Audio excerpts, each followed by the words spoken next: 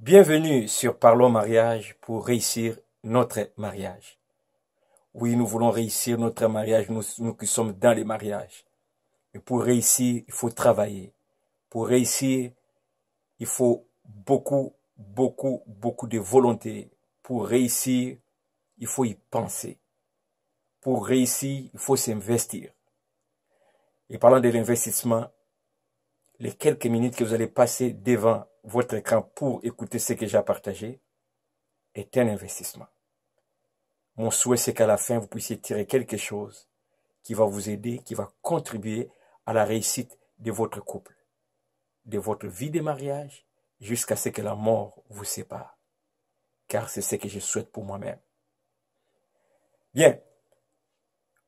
Aujourd'hui, j'aimerais partager avec vous un sujet ou une réflexion que j'ai intitulée « Affronter les épreuves ensemble ». Dès les jours de notre mariage, il nous a été dit clairement, ou la question nous a été posée, voulez-vous prendre tel pour époux ou épouse, vivre avec dans le bonheur comme dans le malheur, n'est-ce pas? J'espère que c'est aussi votre cas. En tout cas, moi, c'était comme ça. Dans la vie des couples, dans le cadre du mariage, nous ne pouvons pas éviter les épreuves. Les épreuves de toutes sortes. Ça peut être une situation financière. Ça peut être que l'un ou l'autre tombe malade, un problème de santé. La liste est longue. Peu importe quoi, peu importe qu'est-ce qui arrive, si nous travaillons comme un couple, des gens qui se souviennent de l'amour qui les avait attirés dès le début, cet amour qui faisait que vous étiez prêts à sortir du milieu de vos amis, vous étiez prêts à quitter vos parents, que vous aimiez vous isoler, être juste avec lui, être juste avec elle. Cet amour-là, si on peut se souvenir et se tenir main dans la main, ça ne peut que nous faire du bien.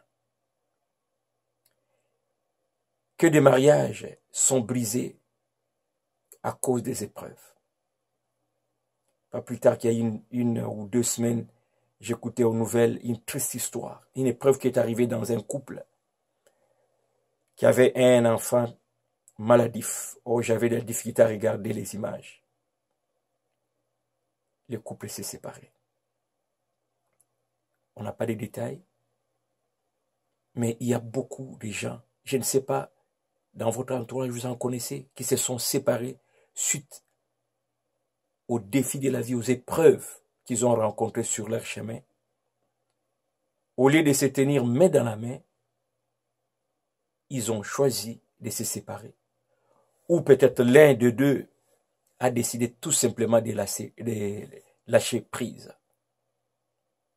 Je vous supplie, si vous aimez votre mariage, soyez préparés à affronter les épreuves comme couple, comme équipe.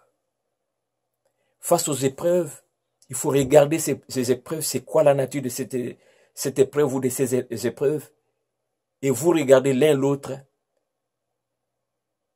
Allez chercher dans chacun de vous la force qu'il faut. Il faut qu'on soit capable de dire, ici je crois en toi, je sais que toi avec tel apport, telle qualité, telle force, si nous mettons ça ensemble, nous allons affronter.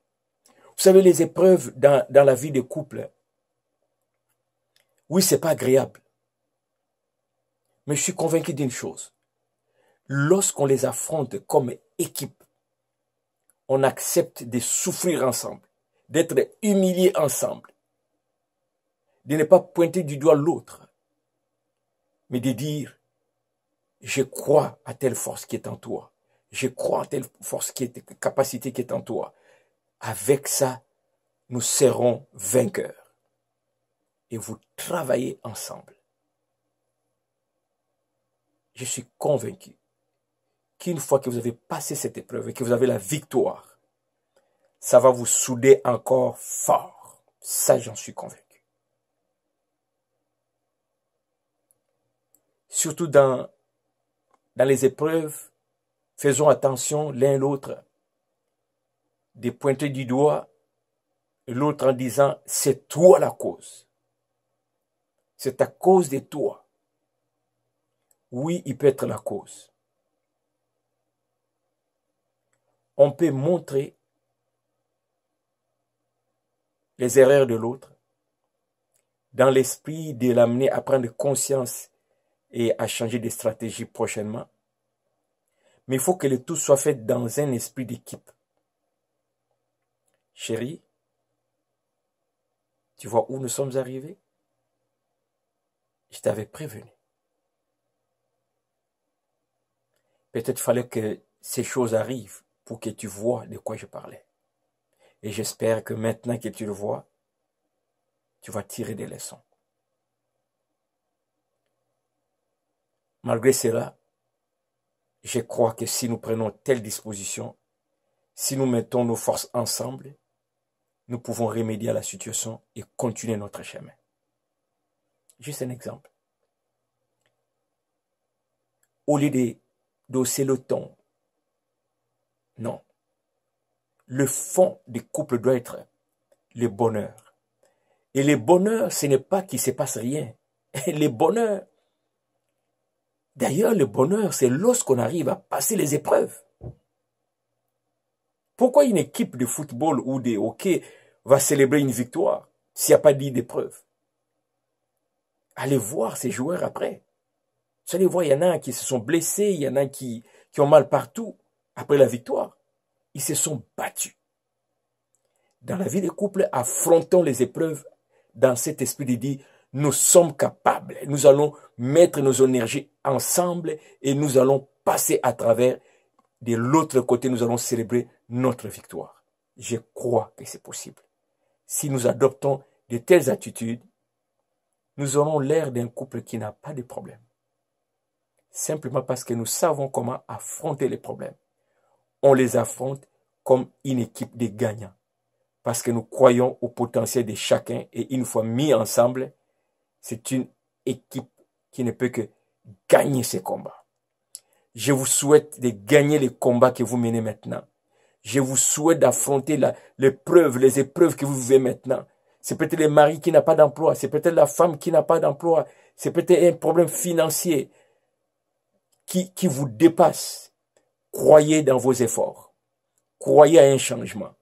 C'est faisable. Il suffit seulement de se tenir main dans la main. De croire, de travailler. Vous allez célébrer la victoire. C'est le peu que je voulais partager avec vous, en espérant que ça vous a fait du bien. Abonnez-vous pour ne pas manquer nos prochaines publications et surtout parlez de ces sites à tous ceux qui aiment les mariages comme vous et moi.